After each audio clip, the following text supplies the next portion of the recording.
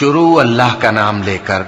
جو بڑا مہربان نہایت رحم والا ہے۔ حامیم، کتاب روشن کی قسم کہ ہم نے اس کو قرآن عربی بنایا ہے تاکہ تم لوگ سمجھو، اور یہ بڑی کتاب یعنی لوح محفوظ میں ہمارے پاس لکھی ہوئی اور بلند مرتبہ ہے، حکمت والی ہے۔ تو کیا ہم پھیر دیں گے تمہاری طرف سے یہ کتاب نصیحت موڑ کر اس بنا پر کہ تم ایسے لوگ ہو جو حد پر نہیں رہتے؟ اور ہم نے پہلے لوگوں میں بھی بہت سے پیغمبر بھیجے تھے، اور جو پیغمبر بھی ان کے پاس آتا تھا تو وہ اس سے ضرور تمسخر کرتے تھے، تو جو ان میں سخت زور والے تھے ان کو ہم نے ہلاک کر دیا، اور پہلے لوگوں کی حالت گزر چکی۔ اور اگر تم ان سے پوچھو کہ آسمانوں اور زمین کو کس نے پیدا کیا ہے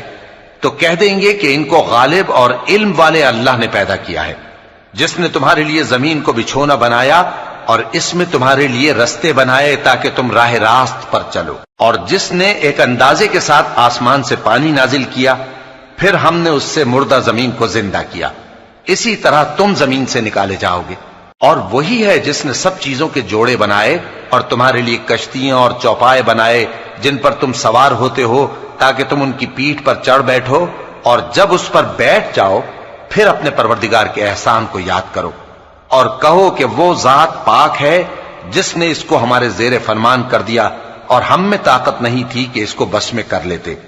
اور ہم اپنے پروردگار کی طرف لوٹ کر جانے والے ہیں۔ اور انہوں نے اس کے بندوں میں سے اس کے لیے اولاد مقرر کی، بے شک انسان سراسر ناشکرا ہے۔ کیا اس نے اپنی مخلوقات میں سے خود تو بیٹیاں لیں اور تم کو چن کر بیٹے دے دیے؟ حالانکہ جب ان میں سے کسی کو اس ہستی کی یعنی لڑکی کی خوشخبری دی جاتی ہے جو انہوں نے اللہ کے لیے بیان کی ہے تو اس کا چہرہ سیاہ پڑ جاتا ہے اور وہ اندر ہی اندر گھٹنے لگتا ہے۔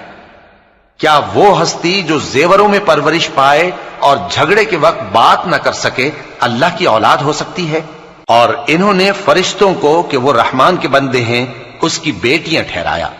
کیا یہ ان کی پیدائش کے وقت حاضر تھے؟ ان قریب ان کی شہادت لکھ لی جائے گی اور ان سے باز پرس کی جائے گی، اور کہتے ہیں اگر رحمان چاہتا تو ہم ان کو نہ پوچھتے،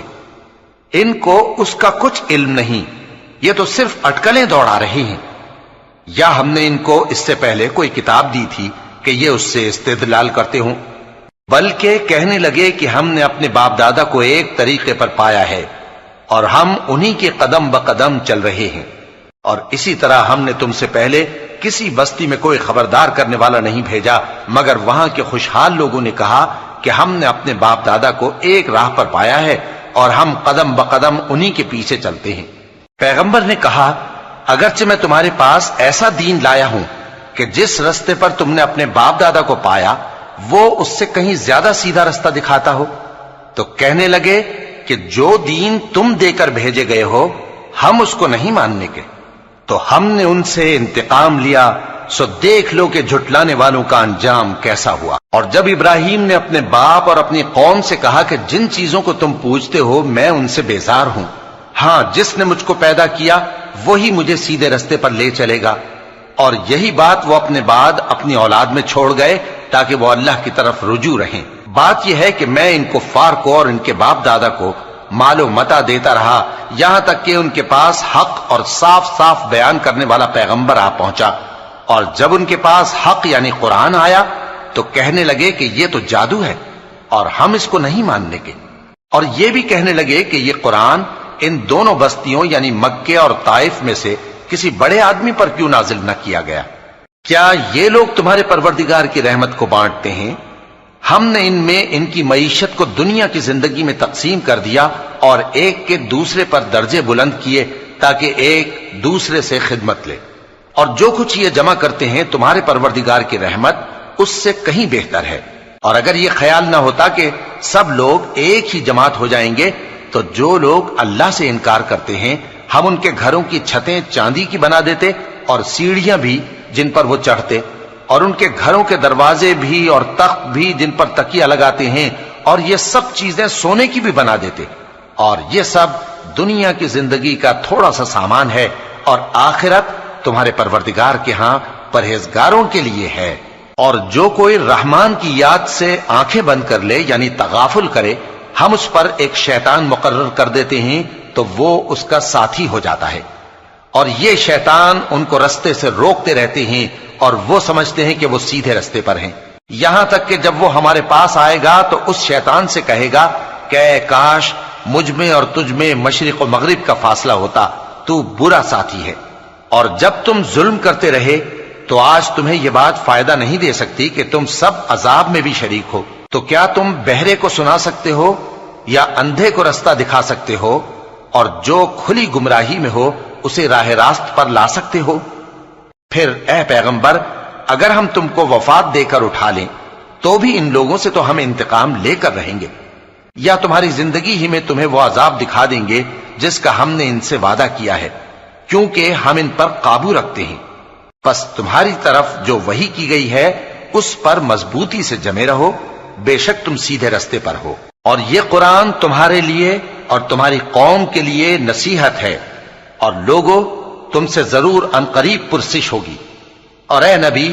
جو اپنے پیغمبر ہم نے تم سے پہلے بھیجے ہیں ان کے احوال دریافت کر لو کہ کیا ہم نے رحمان کے سوا اور معبود ٹھہرائے تھے کہ ان کی عبادت کی جائے؟ اور ہم نے موسیٰ کو اپنی نشانیاں دے کر فرعون اور اس کے درباریوں کی طرف بھیجا، تو انہوں نے کہا کہ میں پروردگار عالم کا بھیجا ہوا ہوں۔ پھر جب وہ ان کے پاس ہماری نشانیاں لے کر آئے تو وہ ان نشانیوں پر ہنسنے لگے، اور جو نشانی ہم ان کو دکھاتے وہ پہلی سے بڑی ہوتی تھی، اور ہم نے ان کو عذاب میں پکڑ لیا تاکہ باز آئیں، اور کہنے لگے کہ اے جادوگر، اس عہد کے مطابق جو تیرے پروردگار نے تجھ سے کر رکھا ہے اس سے دعا کر، بے شک ہم ہدایت یاب ہوں گے۔ سو جب ہم نے ان سے عذاب دور کر دیا تو وہ عہد شکنی کرنے لگے، اور فرعون نے اپنی قوم سے پکار کر کہا کہ اے قوم، کیا مصر کی حکومت میرے ہاتھ میں نہیں ہے، اور یہ نہریں جو میرے محلوں کے نیچے بہ رہی ہیں میری نہیں ہیں؟ کیا تم دیکھتے نہیں؟ بے شک میں اس شخص سے جو کچھ عزت نہیں رکھتا اور صاف گفتگو بھی نہیں کر سکتا کہیں بہتر ہوں۔ تو اس پر سونے کے کنگن کیوں نہ اتارے گئے، یا یہ ہوتا کہ فرشتے جمع ہو کر اس کے ساتھ آتے؟ غرض اس نے اپنی قوم کو بے عقل کر دیا اور ان لوگوں نے اس کی بات مان لی، بے شک وہ نافرمان لوگ تھے۔ پھر جب انہوں نے ہم کو خفا کیا تو ہم نے ان سے انتقام لیا اور ان سب کو ڈبو کر چھوڑا، سو ان کو گئے گزرے کر دیا اور بعد میں آنے والوں کے لیے عبرت بنا دیا۔ اور جب مریم کے بیٹے عیسیٰ کا حال بیان کیا گیا تو تمہاری قوم کے لوگ اس سے چلا اٹھے اور کہنے لگے کہ بھلا ہمارے معبود اچھے ہیں یا وہ یعنی عیسیٰ؟ انہوں نے جو ان عیسیٰ کی مثال تم سے بیان کی ہے تو صرف جھگڑنے کو، حقیقت یہ ہے کہ یہ لوگ ہیں ہی جھگڑالو۔ وہ تو ہمارے ایسے بندے تھے جن پر ہم نے فضل کیا، اور بنی اسرائیل کے لیے ان کو اپنی قدرت کا نمونہ بنا دیا، اور اگر ہم چاہتے تو تم میں سے فرشتے بنا دیتے جو تمہاری جگہ زمین میں رہتے، اور وہ یعنی عیسیٰ قیامت کی نشانی ہیں۔ تو کہہ دو کہ لوگوں اس میں شک نہ کرو اور میرے پیچھے چلو، یہی سیدھا رستہ ہے، اور کہیں شیطان تم کو اس سے روک نہ دے، وہ تو تمہارا علانیہ دشمن ہے۔ اور جب عیسیٰ نشانیاں لے کر آئے تو فرمایا کہ میں تمہارے پاس دانائی کی کتاب لے کر آیا ہوں، نیز اس لیے کہ بعض باتیں جن میں تم اختلاف کرتے ہو تم کو سمجھا دوں۔ سو اللہ سے ڈرو اور میرا کہا مانو، کچھ شک نہیں کہ اللہ ہی میرا اور تمہارا پروردگار ہے، پس اسی کی عبادت کرو، یہی سیدھا رستہ ہے۔ پھر کتنے فرقے ان میں سے الگ الگ ہو گئے، سو جو لوگ ظالم ہیں ان کے لیے درد دینے والے دن کے عذاب سے خرابی ہے۔ یہ صرف اس بات کے منتظر ہیں کہ قیامت ان پر ناگہاں آ موجود ہو اور ان کو خبر تک نہ ہو۔ جو آپس میں دوست ہیں اس روز ایک دوسرے کے دشمن ہوں گے، مگر پرہیزگار کہ وہ باہم دوست ہی رہیں گے۔ میرے بندو، آج تمہیں نہ کچھ خوف ہے اور نہ تم غمناک ہوگے۔ جو لوگ ہماری آیتوں پر ایمان لائے اور فرمانبردار بن گئے ان سے کہا جائے گا کہ تم اور تمہاری بیویاں عزت و احترام کے ساتھ بہشت میں داخل ہو جاؤ، ان پر سونے کی تشتریوں اور پیالوں کا دور چلے گا، اور وہاں جو جی چاہے اور جو آنکھوں کو اچھا لگے موجود ہوگا۔ اور اے اہل جنت، تم اس میں ہمیشہ رہو گے، اور یہ جنت جس کے تم مالک بنا دیے گئے ہو تمہارے اعمال کا صلہ ہے۔ یہاں تمہارے لیے بہت سے میوے ہیں جن کو تم کھاؤ گے، اور گناہگار یعنی کفار ہمیشہ دوزخ کے عذاب میں رہیں گے۔ جو ان سے ہلکا نہ کیا جائے گا اور وہ اس میں نا امید ہو کر پڑے رہیں گے۔ اور ہم نے ان پر ظلم نہیں کیا بلکہ وہی اپنے آپ پر ظلم کرتے تھے۔ اور وہ پکاریں گے کہ اے مالک، اے دوزخ کے نگراں، تمہارا پروردگار ہمیں موت ہی دے دے۔ وہ کہے گا کہ تم ہمیشہ اسی حالت میں رہو گے،